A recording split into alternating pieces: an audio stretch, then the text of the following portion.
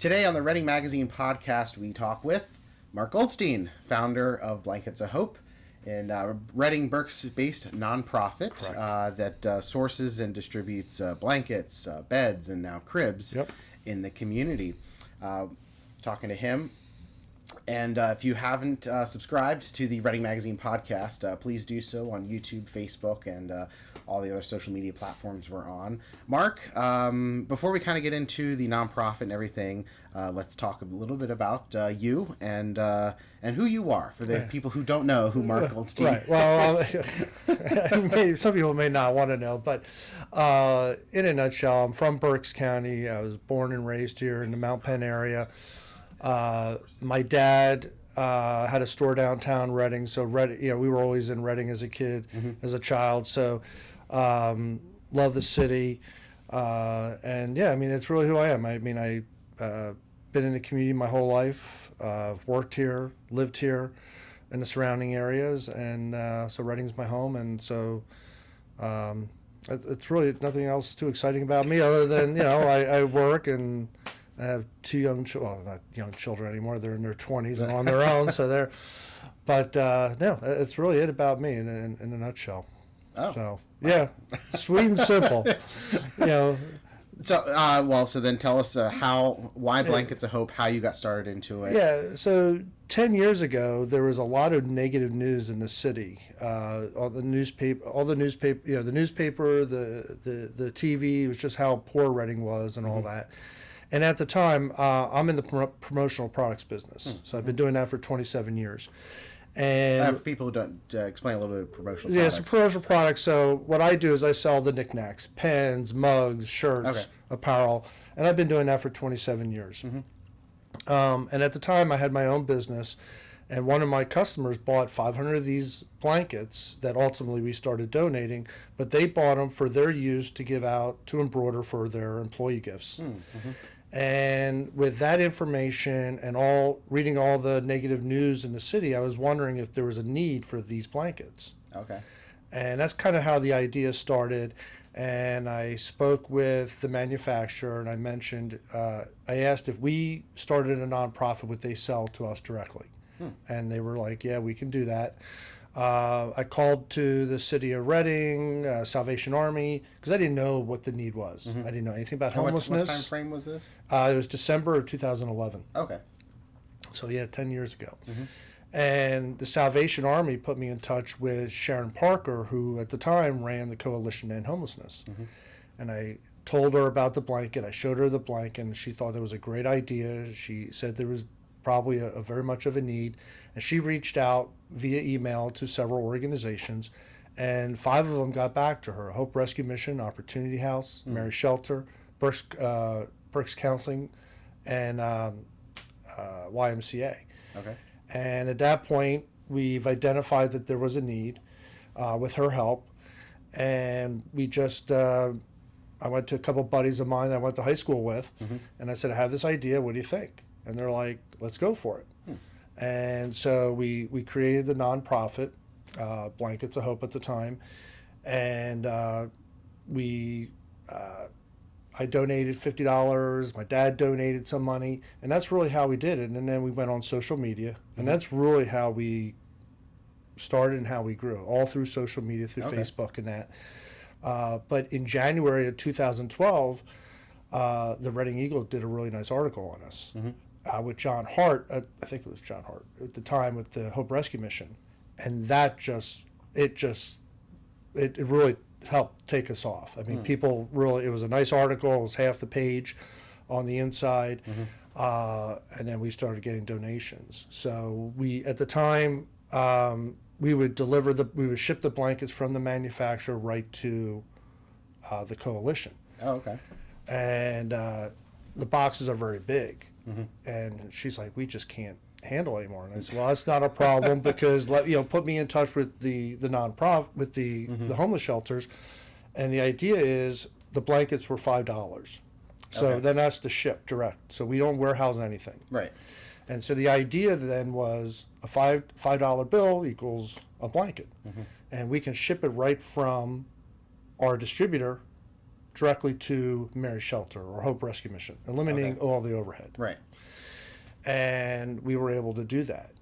And then over the years, as we're doing the blankets, it became cancer patients and hospice patients and animal rescues and law enforcement. So the blanket, the idea of the blanket, people reaching out, right, reaching out, and as we started to really understand what the needs were for these blankets, it created a much bigger picture than we ever thought, and a need that we didn't realize that someone who's going through cancer treatment, a lot of times the hospitals are just giving them like a white starch blanket. So so you brought a blanket. Yeah, so we brought and oh, there goes my phone. Well, you didn't need that anyway, right? No, I didn't need that. So, but this is the fleece blanket. And at the time, we started with navy. Yeah, it's a nice. You can wash it, you can dry it. It's 50 by 60 size wise, perfect throw blanket. And when we started with our first cancer center was CHOP Hospital. We were doing a fundraiser with Klingers, who did a lot for CHOP. And so when we started with CHOP back probably 8-9 years ago, we started with colorful blankets. So we realized that when with a lot of the cancer patients, giving them something bright and vibrant, so purple, red. So the navy blankets that we were doing were originally for the homeless shelters. It was just a nice color for a lot of the shelters we talked to said it was a nice neutral color just to have. So we always used that for the homeless shelters. But for the cancer patients or hospice patients, my dad was on hospice. So that's, again, through that process, we realized that hospice patients, when they're going through it, it's nice for them to have something that's soft and that they can hold on to and things like that. Exeter Police Force was the first department to ask for blankets in the back of their vehicle. They're the first to respond. I didn't think about that. Yeah, they're the first to respond to an accident or a domestic situation. So we were able to start. So they currently still have their the blankets they call up and they ask for. Any other more. departments do that? Yep, we've had Y Missing, Shillington, Sinking Spring. So we had several over the years. Local law enforcement, a few fire departments that we've helped over the years, same way. So the blankets have really just expanded, Animal Rescue League, Berks Humane, so even the animals. We even have a smaller one for the smaller dogs and cats, baby blankets. We've helped like Toys for Tots. We've worked for, a lot of times, Dot at Classic Harley, who did a lot with the Toys for Tots, the babies really don't have, there's nothing really to give the babies, so we help them with baby blankets. So the whole blanket idea really grew. We've been doing this 10 years, so we've donated over 71,000 blankets in 10 years, mainly Berks County.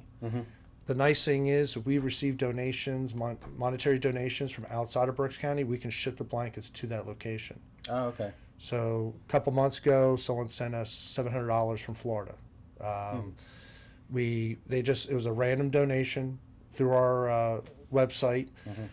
So I Googled homeless shelters in that part of Florida, called one up that asked if they had a need, and then when we sent our thank you letter to that person, we were able to let them know that their monetary donation, we were able to send blankets to an organization in there, and they had no idea. They just randomly sent us a donation, and we decided instead of using it for Berks County, to use it for their community. Right, like I said. Now, your nonprofit is a little bit different than the typical nonprofit. You spoke to me about this before, but I'm not sure how much the community really knows about this. That it's how did you describe it? It's no fee or not right. So no administration. Well, right. So in the beginning, we could say we had no administrative costs. Now, we do have, as a 501c3 and having a board, we're required to have insurance. Oh, well, yeah. So, but having said that... Well, in general, I mean, just tell me about how that, why that was so important to you. So, well, in general, even our insurance is paid for by the board members. So 100% of every dollar that comes in goes to the cause. I have no salary. We have myself and eight other board members. There's no salaries. Again, the insurance is paid for by the board members. I think it's in the way we created the template was we have no building, there's no office space, there's no rent, electric, things like that. We don't warehouse anything. So in the business, as I mentioned, in the pen business or all the knickknack business, when I sell you a pen, we ship it from the manufacturer right to you, so it eliminates all the overhead. And I wanted to take that same concept with the blankets because the manufacturer was willing to ship the blankets directly to wherever we asked them to ship it to.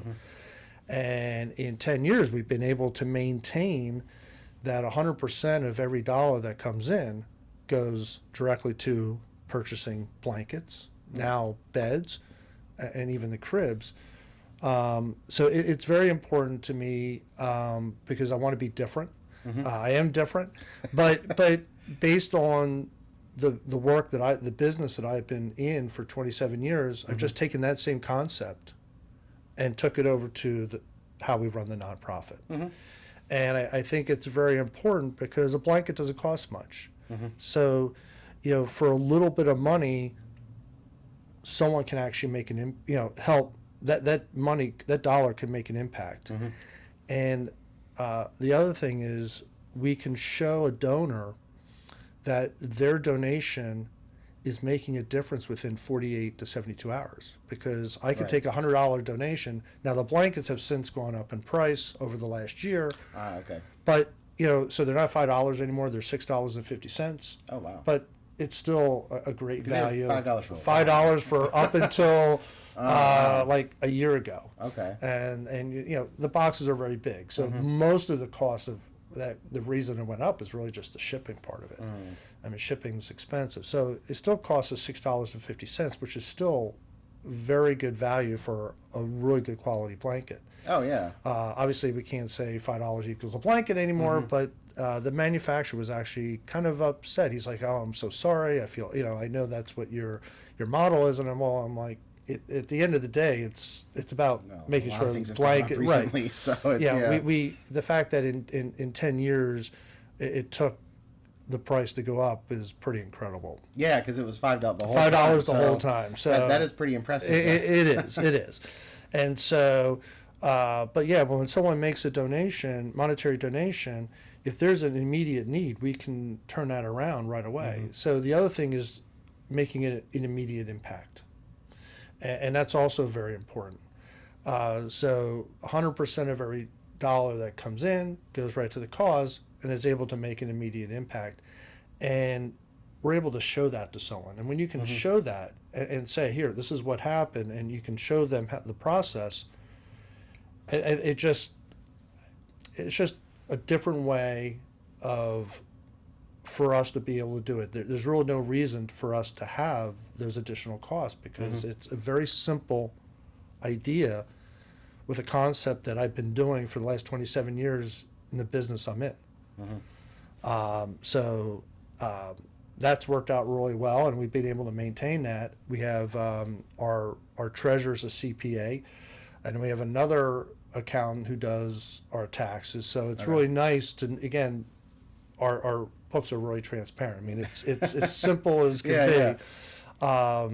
And actually, we even have 3 checking accounts because we have a golf tournament, a chili event. So with those events, obviously there's sponsorships and there's some cost, but it's able to keep that separate from the general donations. Oh, okay. Wow. So it's very, so we have a general account, and then we have our golf account, and then our chili account, and then that way everything is I mean, it just, the books are real easy. It sounds there's no mixing of money, and again, having a CPA helps, but it's still it's versus having one checking account for everything. Right.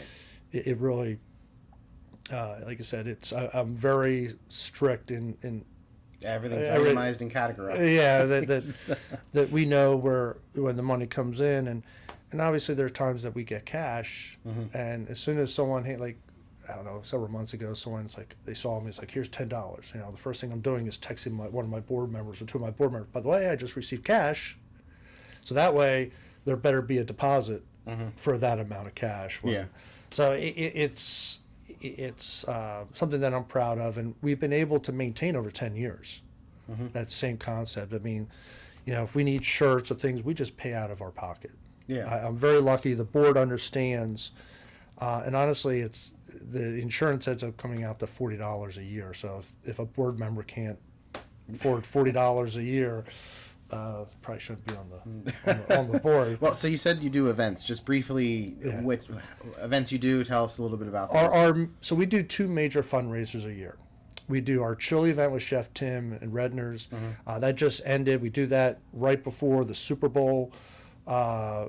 This year, I think it was our 7th year. We make 3 tons of chili, and that is tons. And that's upped over the years, right? Yeah. I mean, last year, the last couple of years, it's been like 2 to 3 I tons. believe it was 2 last time. Yeah, 2 and 2.5. I mean, it's pretty much the same amount. Yeah, I mean, it's a lot of chili. Oh, either way, It's a lot of chili. And when you see that much, and we and last year with the pandemic, we were able we couldn't be inside like the Redner's locations. We were outside, and we still netted about $30,000 from that event. Oh, wow. This year things opened up a little bit more, and we were able to our final totals we reached 34,000 that we netted from the chili event, which is really good for an organization for what we do and how we do it. So that's our biggest fundraiser. And that's sold throughout basically the region. In Berks, there's like every corner of Berks County has. I mean, we have like 17 locations from Hamburg to Douglasville to Sinking Spring to Exeter to the city. I mean, you name it. And that's all basically either as a weekend or one day. One day, yeah. Okay. It's basically the Saturday before the Super Bowl. And then there are some locations that will sell it, like Benchwarmers will have chili for the week or things like that, places like that. But at our day of the event, we're at, Classic Harley, we're at the different Redners, kind of like selling Girl Scout cookies. We're selling chili. And we book it right during the cookie season, so we kind of kick the Girl Scouts out for one day, get your chili and across the different sides. Right, yeah. One year we actually were both there at the same time, chili, and it worked out pretty good. Oh, okay. Get your chili, get your cookies, and then in the summer we run a golf experience. Our golf event is a little different as far as it still makes money, but we have a lot of local vendors come to the golf course, a lot of food vendors, and so we call it an experience. It's not a golf tournament. It's a long day, but we sell out before we can even advertise it. So that's our other major fundraiser, and we'll raise anywhere from 14,000 to 18,000 from that. But we give a lot. We give the golfers the experience, because at the end of the day, I want those sponsors to give to us later. So we give them a good experience. You're not trying to make all your money in the golf tournament, but you give them a good experience, something that's fun. We have a lot of local businesses come out who are on the golf course all day serving up food and drink, and again, it allows the sponsors to see some of the other businesses that we're working with. And they're giving their time on a Friday. Restaurants are still coming out on a Friday to be at our golf tournament. So it says a lot for them to give up their time, and we do compensate them for that time, especially during the pandemic when, things were, you just couldn't donate. A lot of the restaurants couldn't just say, we're going to donate 6 hours of time and all the food and drink. So we made it a point during the pandemic to reach and before any problems, just to give them some financial compensation. So besides events, you've expanded into other items as well. Yeah, other than blankets. So I think the beds were the next thing. Right? Yeah, so 2 years ago, about 3 years ago, one of our board members, Bill Foreman, he must have come across a family that was the kids were sleeping on the floor, and he did some homework on it, and he's like, we really got to do something about beds. because there's too many children sleeping on the floor. And I'm like, okay, that's a great idea, but where are we warehousing? Who's delivering? We don't have, I mean, all 9 of us on our board, we all work. And so how do we don't have a warehouse. So it took me about a year. And I was talking to Chris Facera over at Facera's Furniture, and I've known Chris a long time. And I was like, hey, if I were to buy twin beds from you, what's the best price you can give us on a box spring and a mattress? And logistically, can you deliver, or how many do we have to buy, and so forth. So a couple of weeks, he calls me back and he said, well, we have a manufacturer in New Jersey who's been trying to sell us their beds. And he's willing to sell us the beds. And so Facera's was like, your price at the time, I think, was $135 or $120. $135 for the mattress and the box spring. Really good quality. And he's like, and I said, well, okay, that's great.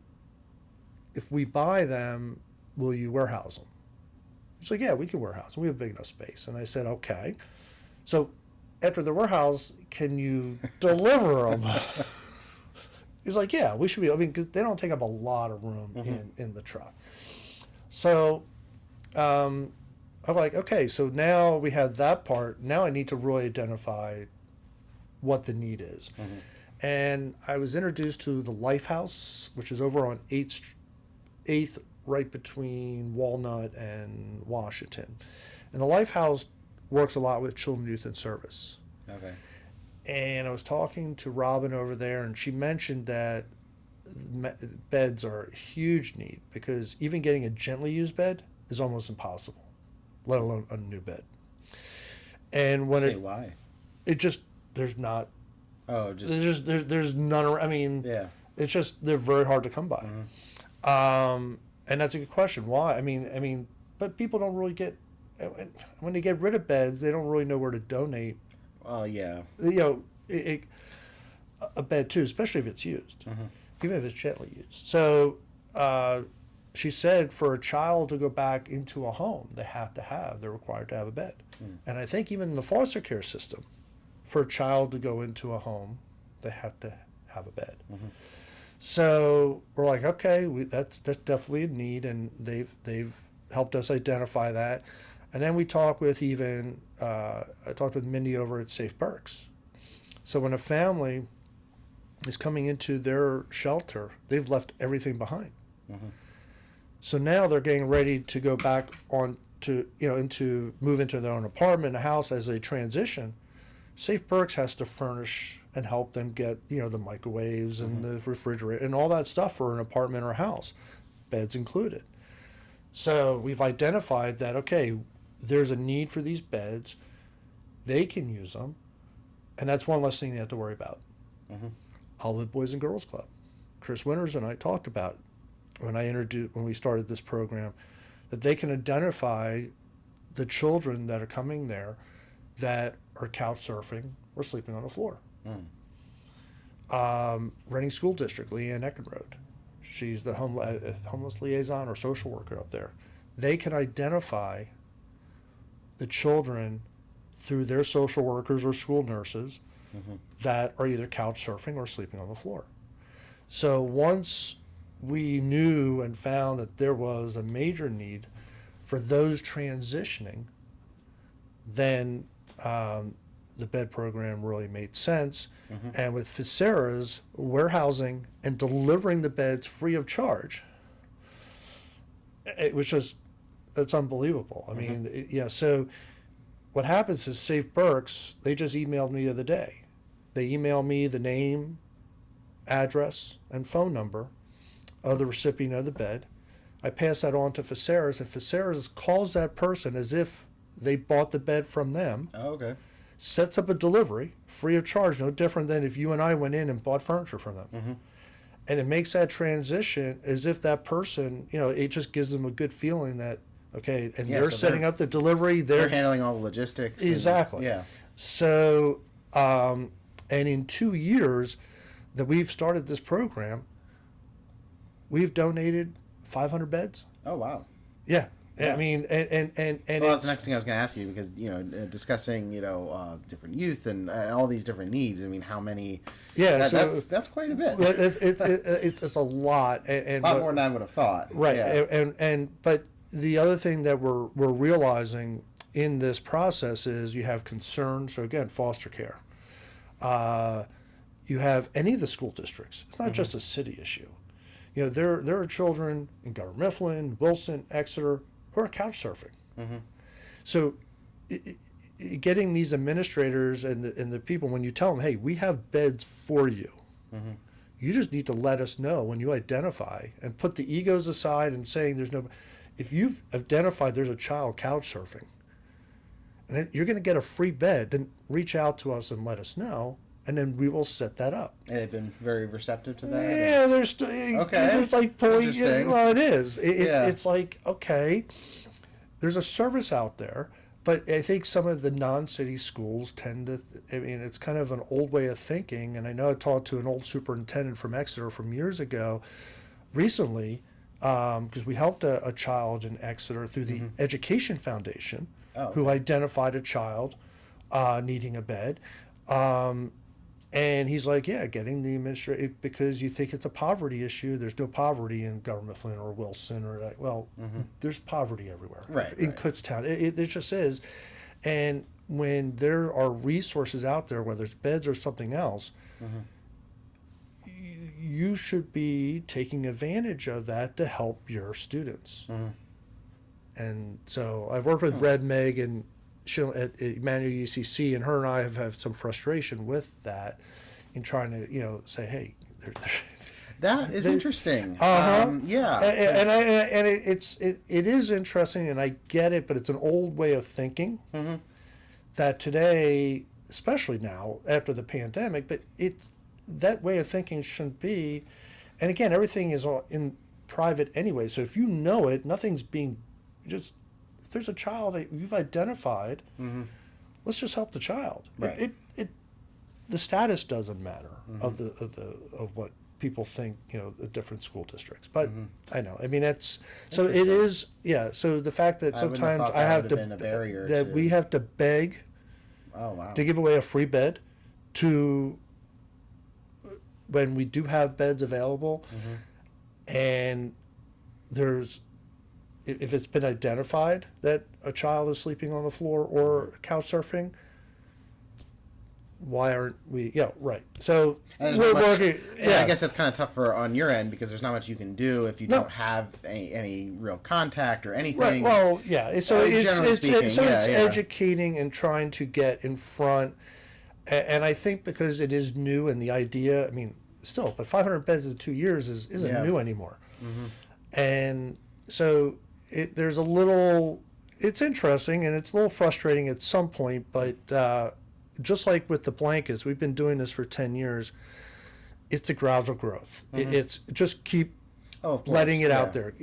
Being on a show like this to share, hopefully that someone then sees, and so it's them out there. Them out there.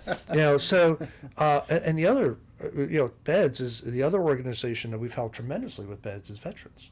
Okay. So there's up in Stouchburg, there's a veterans organization. They kind of keep quiet, and I was introduced to them by Alice Moyer of Little Acts of Love, and we had already donated 2 brand new beds before the pandemic to them. It houses about 15 to 19 veterans full-time under long-term care. And so after I think it was in October or November, we finally were able to say, hey, listen, we want to give the rest of the veterans beds. So we took 17 more beds to those vets that are staying there. And as they're lining up outside, the beds, as we're lining them up, and they're taking out the old beds, one of the vets came down, a Vietnam vet, and he's chatting with us. And he was explaining about his old bed, how, he just kept rolling out it because it was so bad, the mattress. And it's probably another podcast, but a veteran should not be worrying about the mattress, especially So the fact is, it was nice to have friends who are vets. My dad was a World War II vet, to be able to make sure that now they have a brand new bed that's theirs, and they're like, and hopefully get a better night's rest. I know when we did the 2 beds prior, the story that they shared with us is they couldn't find the gentleman. They're like wondering where he is, and they finally go to his room, and he's still laying in his bed. They're like, "Where have you been?" He's like, "I haven't slept this great in so long. I'm not leaving this bed." So we've identified. I work with another veteran organization, and there was a veteran in Birdsboro where the house was being condemned, and so they put him into a hotel. The community got together, we fixed up the home, and then they asked if we could have a bed. Of course, I mean, work with Veterans Making a Difference, with Liz and Doug, if they identify any veterans who need a bed. So it's but the biggest thing about the beds, though, there has to be there has to be transition. They had to be transitioning into a new for them a new place of living. So that, and it's theirs. Mary's Shelter recently opened up a new bottom part for teens. They did 20 rooms. We were able to get them 20 beds. Okay. And the idea for that program is those teens are supposed to be there up to 18 months, I think. When that teen leaves, they take the bed with them. Oh, okay. Because they're going to need it anyways. Right. And then we'll just put a new bed in, because again, they shouldn't be a used bed. They're going to go to hopefully, a home or apartment, and they're going to need a bed anyways. Anyway, yeah. So it's theirs. Let them take it, and then we'll just replace it. So that's something that we've done with Mary's Shelter. So we've identified that there is a need for brand new beds. A friend of mine is a school nurse in Muhlenberg. There's a family that had to move out of the area due to domestic situation. Families left everything behind. Now, Faceres doesn't deliver up to like the Lancaster, Allentown region, but we were able to make sure that the 5 beds were delivered to. There were people that were going to help move them, and so we were able to get, in that situation, this family for 5 beds. And with the beds, we supply twin sheets, mattress cover, pillow. Yeah, so it's not 2 just the bed sizes itself. of the blankets. So it's everything, but no frames, but it's everything. And we work with Boscov's and Bed Bath and Beyond, tongue twister, and they've helped us. When we purchase, and to make sure that we have the inventory to. So when every bed is delivered by Faceres, then I can take the bedding and give it to the social worker, who can give it to the family. So 500 beds. The manufacturer, when we buy the beds, gives us 1 free for every 5 we buy. If Faceres passes that along. Beds have obviously gone up as well. So our total cost for a bed complete right now is running us about $165 to $180, which is still a phenomenal What was it before? price. Just curious. A little, it was still like $160, $170. So with the bedding, okay. so it's still $180, but it went up a little bit. But when you add that free bed in there, that and they're that still helps. doing the free bed too. They're still giving the 1 free bed for every 5. Yeah. Wow.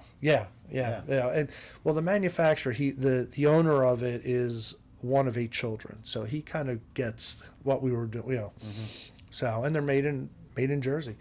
Oh, okay. Yeah, so made in Jersey. He actually, for a twin bed, there's not much to upgrade quality wise, but he has. He's made sure that the quality of the beds are really nice.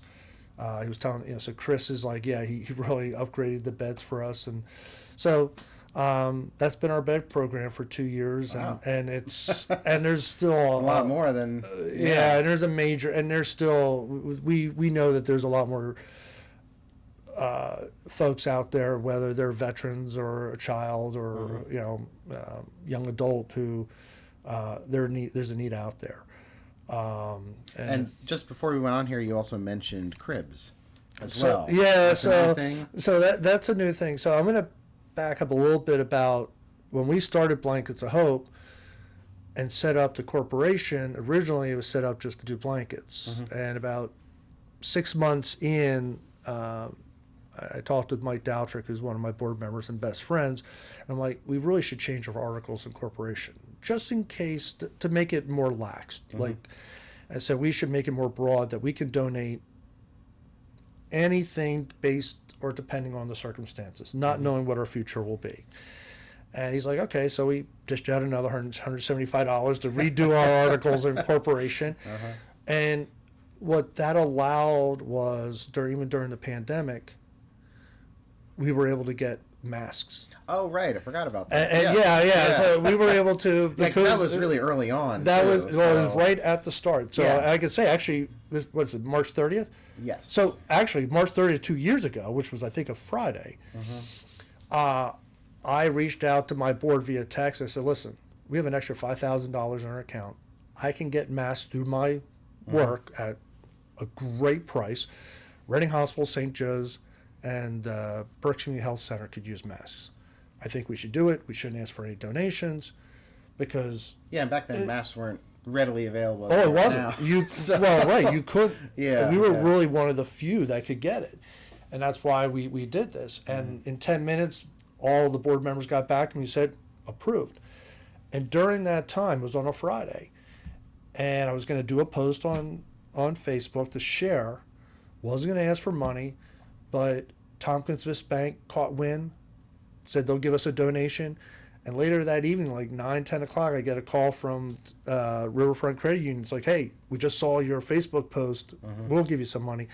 So we started out ready to donate 13,000 masks. And by the end of the night, that Friday night, when I was ready to email my purchase order to unfortunately, to China for where we were getting them, we were at 25,000 masks. Oh, wow. Yeah. And then we were able to get a grant from the United Way. So overall, during the pandemic, we were able to donate 85,000 disposable masks. Wow. And then, so changing our articles in corporation allowed us, as a nonprofit, to do things as long as the donors are aware. We donate socks. We've probably over the last 10 years have donated like 4,000 pairs of socks. Oh, okay. I get them for like $1.50 a pair to $2 a pair for a really nice quality sock. What type of sock? Sweat sock. Oh, okay. Yep. But I have a really good source in New York, and so there are times that if I see a sock drive, I'll be like, oh, we'll send you 300 more socks or something. Or we've done socks for veterans.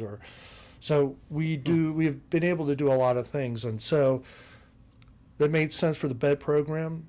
And then Adeline Rose Foundation, wonderful people, reached out to us. One of their board members is a social worker for Reading School District. So they knew about the beds. They knew about the blankets.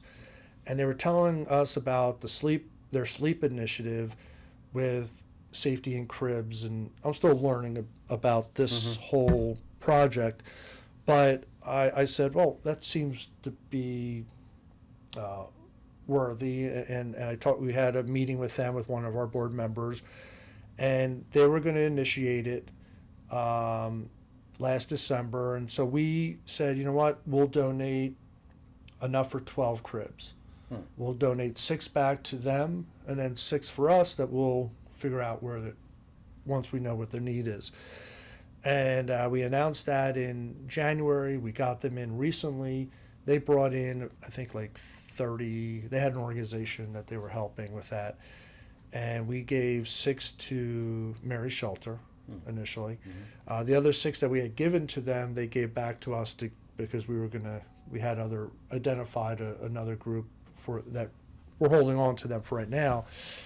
And with the crib program, there's a sleep sack that comes with it. It's it's a Halo crib.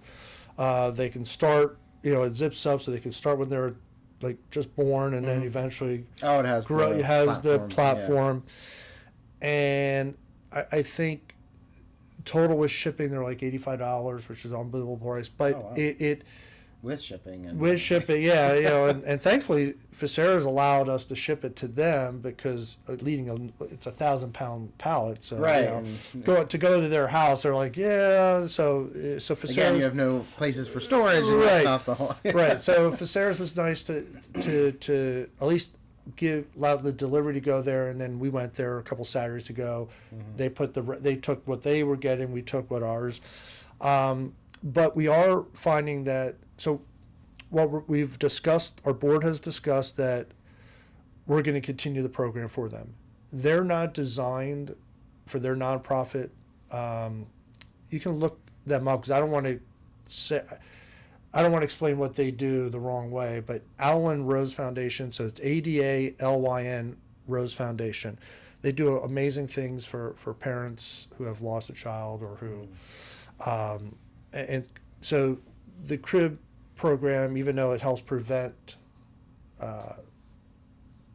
things from happening, you know, in doing this, in the sleep initiative, it's not really their mission, but it fits with ours. Right. And so we told them with their, you know, I said, listen, we'll definitely keep running with it. It works with us, and you know, with your permission, and we'll do it. And they'll still support us. So with the Cribette, they give a book in Spanish or English and a pamphlet. Oh, okay. And so educational wise, and so we're kicking. You know, we're going to keep moving with that. But we've identified with, you know, just Mary Shelters, and there's another organization that reached out that there's a need for the cribs. To someone that, to, you know, whether it's a pregnant teen or a young family who, whatever the circumstances, if it's going to make sure that child grows up, you know, nothing tragic happens, then it works with us. And, you know, again, Facera's is willing to let us bring them in, and then I can, and then with the cribs, I've taken, you know, I had to thank Emmanuel UCC Church, because down their one hallway are my pillows, are the, you know, some of the cribs. So and I live in Shillington, so it's convenient. So some of that stuff is there that we need to, you know, the sheets and things that we have to kind of warehouse. But we have a lot of amazing community partners. It's not always about dollars and cents. It's about being creative to say, hey, you know, we need a little space. But yeah, so now we're going to do, so Blankets of Hope has... Yeah, well, I was going to say that the trend seems to be that you're really identifying, and over the years have identified a lot of the different needs in different areas in the community, and kind of responding to that by seeing what you can source and how you can kind of match, connect, you know, manufacturers to those people who are in need. Correct. So what does the future look like? What other things are down the road? Because obviously there's quite a bit. Yeah, well, and anything we do, and this is actually one of the most important things, and to be able to say that we've done this for 10 years. Yeah. The template. I didn't realize it was quite 10 years. Yeah. Yeah. Oh, yeah. It's over 10 years. So the idea of creating a template and making sure that template stays consistent with your mission. And the fact that we've been able to do that for 10 years, just, and then be able to utilize the knowledge we have in certain resources that we're able to get with it is, so I can say that does, when I look at that, I go, yeah, okay, that's pretty good. I mean, that I will say, I mean, to be able to do that, and we can only function, we have terms with our blanket manufacturer, and even Halo said that they would give us, you know, 30-day terms, but I don't need terms because we can't purchase anything unless we have money. So if we have no money, then we just can't do anything, and it is what it is. But so we can't extend ourselves, you know, so that template is very important to maintain, and our growth is very important, that we're able to grow but still within how we create. So to do it slowly and gradually grow, I'd rather be doing this I'd rather not be doing it at all, but if we have the ability and there is an issue, is a need, our sustainability to keep helping is there. Now, would I like to help those in Lancaster and Allentown? If we could. And at some point I thought we could expand, and we have, now blankets we can ship anywhere. I work with an organization in Connecticut where they're kind of like a Rotary Club. Oh, okay. I forget the name of it, but they'll send us monetary donation. We send the blankets up there, and they're working the blankets in with their socks and whatever they do up there. They want to do the beds next, but they have to be able to take like 20 beds at a time. But the bed manufacturer's willing to ship them the beds, but they need to have the space in the room. So we're slowly can expand outside of Berks County, but at the same time, That's not really the focus. it's though. not the focus. The focus is that, and there is such a need. Yeah, you're still working on the right. need here. The fact is that 500 beds is not. I mean, the fact is, we could be donating more than 500 beds. So, yeah. So it's keeping identifying and working with businesses like Facera's, working with Emmanuel UCC, and then working with the other nonprofits like all of it's in Save Berks. There are times where they'll get us a monetary donation when it's sent to them for specifically beds. So sometimes we're able to get help without the public, but if someone knows about the program and they're sending them money specifically for beds, then they're just here's the money, we need more beds. And so they understand. I mean, at the end of the day, it's all about collaborating. And there's been a lot of connections. And working together and finding out what resources we all have. There's so many great nonprofits here in Berks County. Oh yeah. Who do so many wonderful things, and when we can, it's one of the things that I love about Chris Winters over at Olivets is that when we can work together, we're all jockeying for money. I get it. Every nonprofit is obviously needs money to be able to operate, but we have all the different. Each of you have a different resource that is helping the same people. Why aren't we working together? Right. On a lot of projects, and I think that's trying to break that barrier. And I've seen it. I've seen a lot of positives. I've learned a lot in 10 years because I knew nothing about no anything about homelessness and nothing about running a nonprofit. I mean, I knew nothing, and I'm still learning. And we're still doing things. So it's this is really amazing. I mean, I knew some, if not most of this, but there's a lot in here that I didn't really. And the fact that you've been doing this for 10 years, that's very impressive. So for people who want to reach out to you, they want to either collaborate, donate, or I don't know, do something else. How do they reach? How do they find you? So the best way to reach out to me is our phone number by text or call me. I'm up almost 24 hours a day. And that's 610-223-8085. However, a great way to reach out is on Facebook. It's Blankets of Hope -Berks, or go to my personal page. I do a lot there. And then our website, which is actually updated now, thanks to Gammy. It's blanketsofhopepa.org. And that has a lot of the information on. It doesn't have the cribs on there, but it does have the beds on there now. It has some other information. You can donate from there.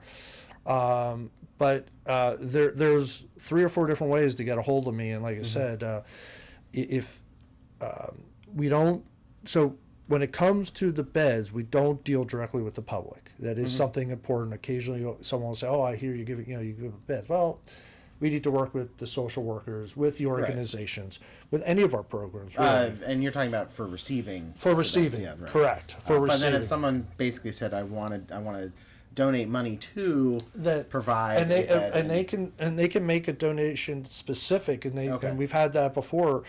When we kicked off the bed program 2 years ago, we There were some individual who's like, hey, I specifically want my donation to go toward beds. And we can do that. So, and then when we send out our thank you letters, we let them know what the thank you letter, went to. But yeah, I mean, it's it's nice to be able to tell someone that, okay, thank you for your donation, and this is what it went to. Right. Yeah. Directly. Yeah. Wow. So it's and to be able to do that, so that concept has I think it's been very important, and I'm proud of my board for seeing that and understanding the mission. But they are not afraid to tell me sometimes that, no, you shouldn't be doing something or this or that. So, I mean, I like my board. They're not afraid to, again, that's why you have them. That's why you have a board. But, at the end of the day, but they do understand the basis of what the mission is and how we're set up and what we're trying to do. And that we can grow with other things as long as it fits that initial template that we created. Right. Wow. So, yeah. Well, thank you for being on the show today. Thank this you. This is really amazing learning about Blankets of Hope and the more than 10 years of progress with this and helping out so many people in the community. Wow, Yeah. there's a lot to unpack. Unpack. Yeah, I like that. That's a good term. It is. So yeah, it's. But yeah, thank you, and thanks for having me on. It was great to see. I've seen you. I've seen you grow too. Oh, well, that's true. I think year 6. Yeah, total, I yeah. think, so I far, remember one almost. of our first interviews was over at Y Missing. Oh, that's at true. One, Yeah. in front of I don't even know what building's there, but I just remember it being in the parking lot with you and. You I taking think it's the urgent care. The yeah, health yeah. urgent care now. But at the time, it used to be like the Yeah, it was something Halloween else, shop yeah. or something. Oh yeah, right. So, doing remote, like, hey, let's go somewhere to, because you didn't really have offices then. Yeah, no. Yeah, well, I think we've changed a lot too here, so it's a you whole have. different, whole different ball game now with everything I'm doing. But anyway, to wrap this up though, like I said, thank you so much for coming in though. This is really great to hear about everything that you're doing and the continued work that you're going to be. I expect another 10, 11 years from now, right? You're going to keep doing this. Oh, absolutely. Right? So as long as I'm breathing. there you go. Yeah. So thanks for joining us on this Reading Magazine podcast. If you don't already follow, subscribe, go to our website, rdgmag.com. That's where you'll find this. You'll find it on YouTube, Facebook, and next week we'll be back with another live interview. Until then, see you then.